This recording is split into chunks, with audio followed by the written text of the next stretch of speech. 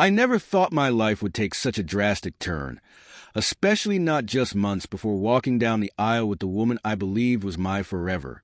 It all started 2 months ago when subtle changes in her behavior began to gnaw at the edges of my happiness.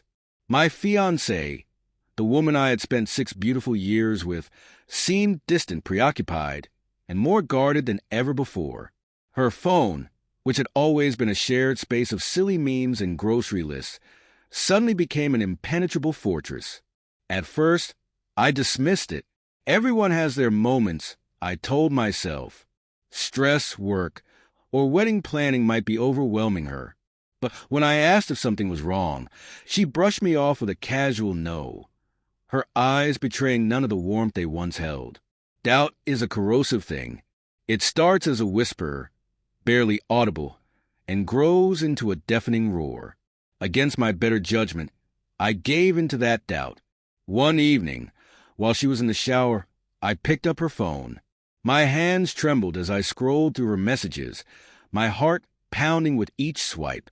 And there it was, 2 months' worth of text with another man, intimate, explicit, and undeniable.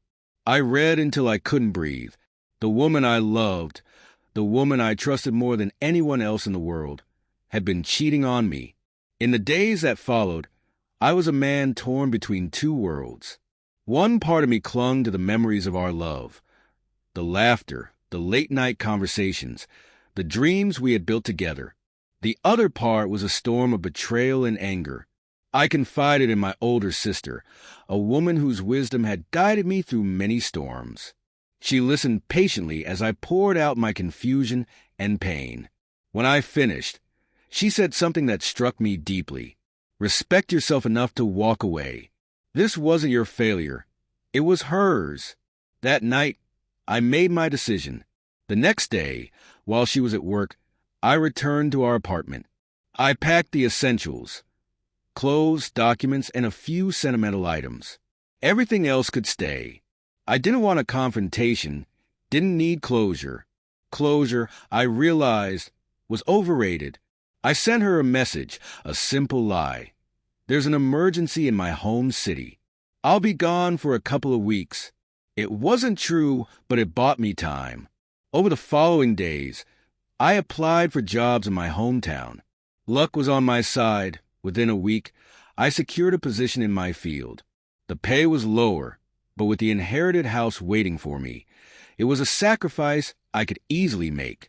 On a quiet weekday, I returned to the apartment for the last time. She was at work, oblivious to the storm brewing beneath the surface of our lives. I packed the rest of my belongings, left the key on the kitchen counter, and walked out. As I drove away from the city that had been our home, my phone buzzed incessantly. Messages and calls flooded in, each one more frantic than the last. I ignored them all. Later that evening, I sent her a single text. I know about him. Don't contact me again. The silence that followed was both a blessing and a curse. A week later, she left me a voicemail. Her voice cracked with emotion as she apologized, asked for forgiveness, and promised to respect my decision if I couldn't give it. True to her word, she never contacted me again. Through mutual friends, I learned that her affair partner had ended things. Apparently, he wasn't interested in anything serious, leaving her to deal with the wreckage of her choices alone. I won't lie and say it didn't hurt. It did. The kind of pain that makes your chest feel hollow, that makes you question everything you thought you knew about love and loyalty. But as the days turned into weeks and the weeks into months, I began to heal. Moving back to my hometown felt like pressing the reset button on my life.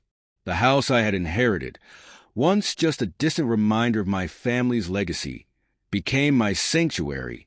I poured myself into work, into reconnecting with old friends, and into hobbies I had neglected over the years. In the quiet moments, when the memories of her would surface, I reminded myself of one simple truth. I deserved better.